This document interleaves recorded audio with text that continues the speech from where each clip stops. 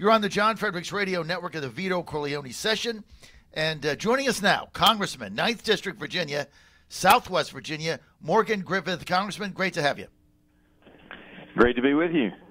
We're at the Vito Corleone session here with you're on the line with Chris Saxman. He's with us also. I've been listening. Chris always does a nice job. Thank you, Delegate Congressman Griffith. I know. Former seatmate of mine. Oh, a seatmate. Yeah, we used to have a lot of fun in the back row with Terry Kilgore. He's going to be joining us at Kilgore is at 8:35. Terry Kilgore is going to be joining us. Sax. And he's a Who's fan. We had fun back there. All right, I got to get to actually some stuff here. Let's get to the congressman. All right, Congressman. There's a crisis at the border, right? There's no question now. Even Jay Johnson is saying it now. Even CNN has to admit it. Let me just read you some of the facts here, because it's stunning. It's absolutely stunning what is going on. The number of people that are being apprehended on a daily basis. Like, for instance, last year DHS apprehended an estimated 50 to 60,000 illegals per month at the southern border. In March alone, they apprehended 100,000. 100,000 in 1 month, the highest total ever. In the month of March 2019, apprehensions were 150% higher than 2018. So far this year, approximately 100 large groups of migrants have arrived. We've got another major caravan with 15, 20,000 people coming up now through Mexico. How do you solve this, Congressman? Well, I don't know how you solve it, but I know how you don't solve it. You don't solve it by not taking action. You don't solve it by not building a wall. You don't solve it by using this crisis as the Democrats have used, claiming it wasn't a crisis just a couple of months ago. It's amazing how many things that we've said. Here's what's happening. Here's where it's going to go. They have chatted and said that we were crazy and it was what was it, fake crisis or a made up crisis. And now we have 100,000. I mean, it is just absolutely appalling that the Democrats have tried to use this for political purposes. When anybody looking at the numbers, anybody who took the time as I did to visit the border, can see that we have a real problem. And there are a number of things we can do. Of course, we've got to continue to build the wall. We've got to continue to increase everything.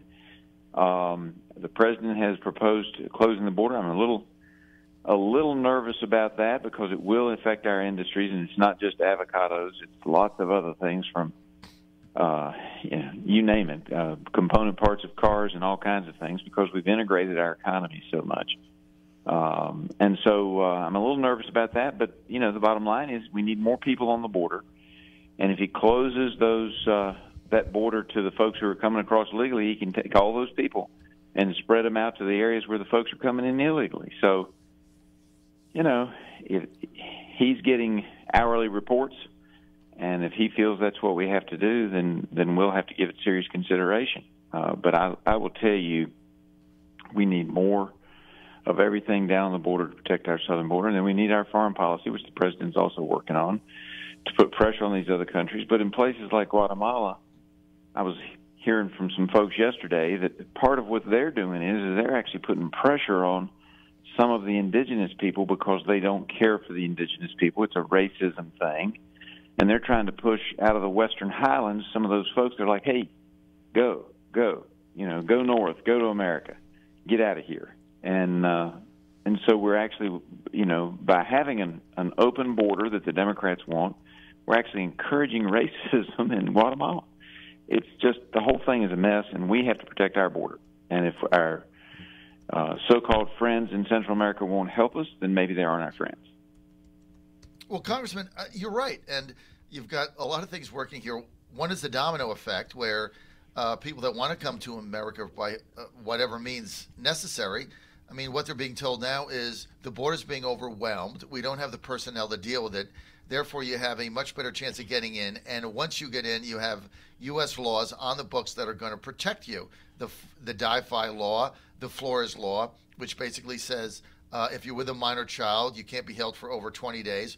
When the system gets overwhelmed and you claim asylum, as you know, that law, you can't get your case heard in 20 days because of the backlog. So then you have catch and release. So you're just released. And so we're talking about 100,000 people just released into the interior. But here's what they're not what they're not even factoring in: the number of people that are not apprehended. Right? It's not like people come over the border and everyone gets apprehended. Right? So some people say up to 70% don't ever get apprehended. If they do, they claim asylum. If they don't, they're gone.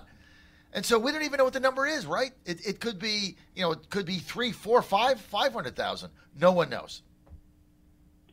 No one knows, and the numbers are probably correct. We're probably only catching a small percentage. I think 70% is probably fairly accurate as to the ones that we're not catching. Right. But let's assume, for the sake of argument, we're catching 50% of them. It's still, the numbers are staggering. Our country cannot take in this many people. We cannot afford. I was meeting with a high school student a couple weeks ago, and she said, well, why don't we just, give them all this stuff? I said, well, who's going to pay for that? We as a country are rich, but we cannot afford to take on all of the responsibility of all of these people. And, I want people to come and share the American dream. I want legal immigration.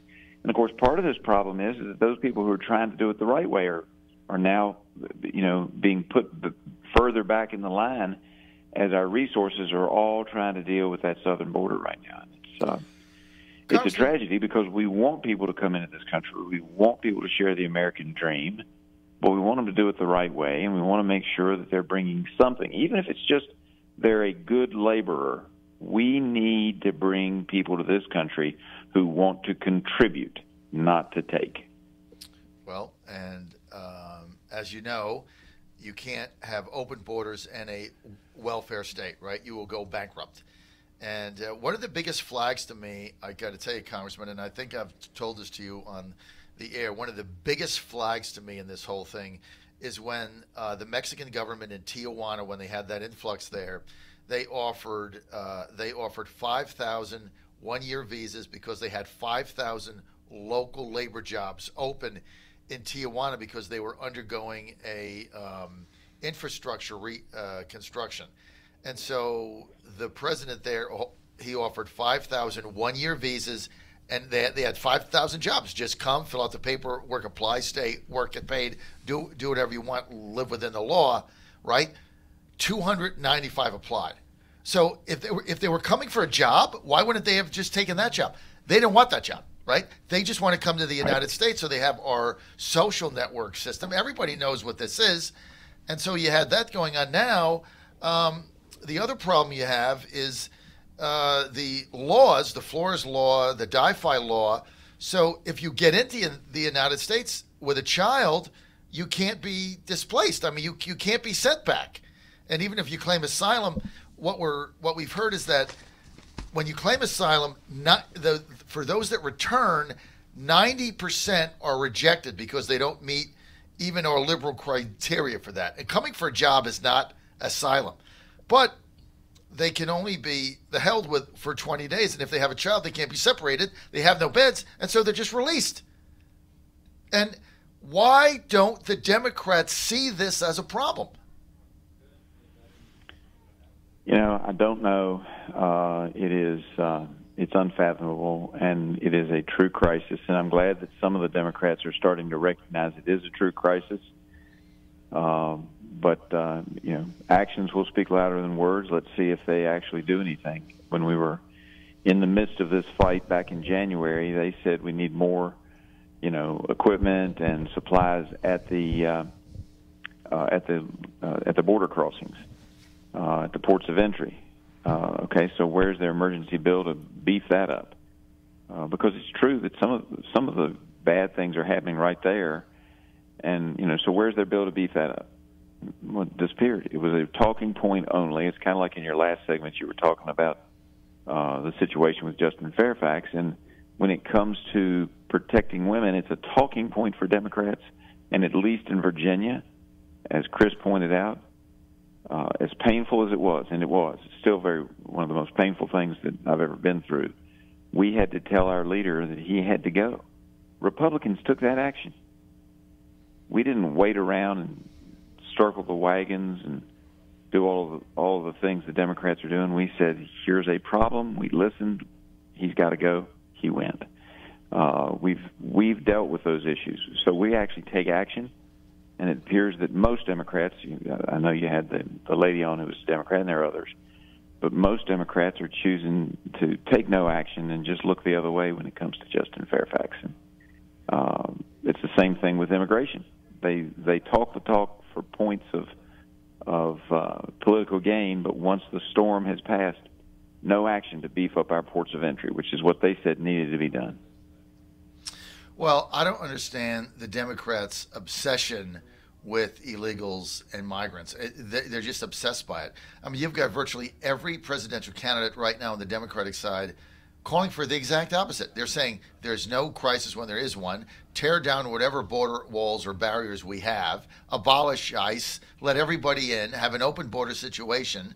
I mean, they're just absolutely obsessed with an influx of people into the United States with no plan, no way to take care of them. I mean, no one knows who they are. They don't pay taxes.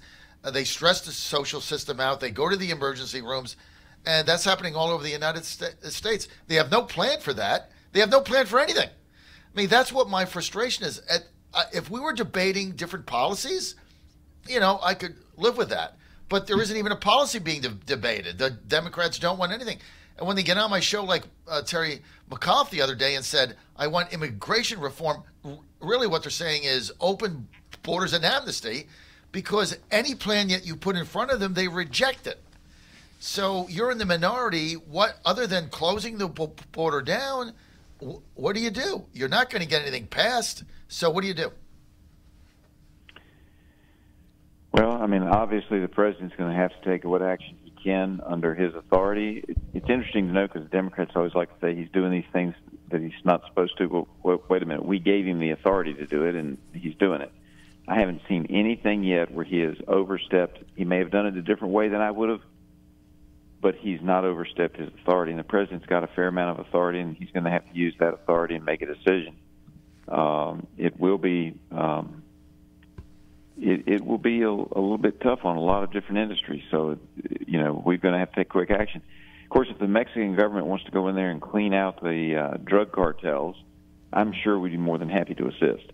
But they're not strong enough to take on the cartels. In fact, some people argue that certainly around the border, the cartels have a stronger presence than the Mexican government. Well, look, AMLO's predecessor tried to do that, and it was a miserable failure. I mean, the government and their army and their police didn't have the resources. It was a complete disaster for them. So that's why the new president, AMLO, has basically thrown his hands up and said, we're just going to have to live with it.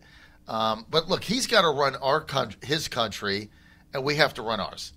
And so, look, what the Secretary of Homeland Security has said is Congress has to draft legislation that are going to change the asylum laws, the catch and release loopholes, in order to stop this.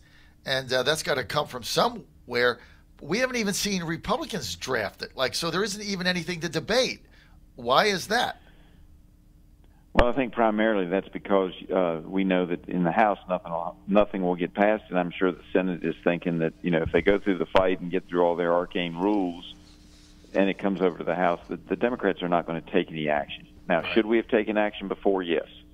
That's why, even though there was a lot of consternation, I voted for both Goodlatte 1 and Goodlatte 2 last summer, because I knew that we weren't going to necessarily have control and that we better get something in place while we could.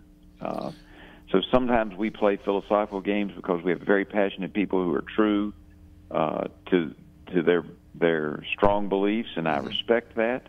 But sometimes you have to take action, and I think we should have passed. I would have preferred Goodlatte 1, but we could have passed Goodlatte 2, or as some people would say, we were trying to get a Goodlatte 3, which was a merger of the two bills. And unfortunately, it didn't happen.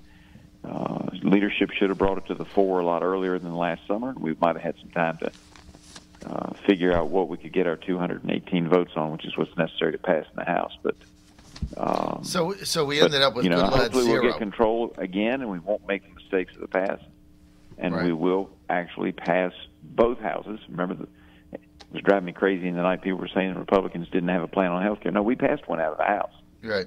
You may not have liked it as well as some other plans, but we actually passed a plan. So don't tell me we didn't have a plan. Right. And we will have a plan on immigration if the people will give us that opportunity in the next election. Well, I think you're going to win it back. I think you're going to win the Speaker's gavel back because of all the nonsense that is going on. But, Congressman, we're out of time for this segment. I want to thank Congressman Morgan Griffith for being with us. More information, griffith.house.gov, griffith.house.gov. Congressman, we always appreciate your time. Thanks for being with us. Glad to be with you.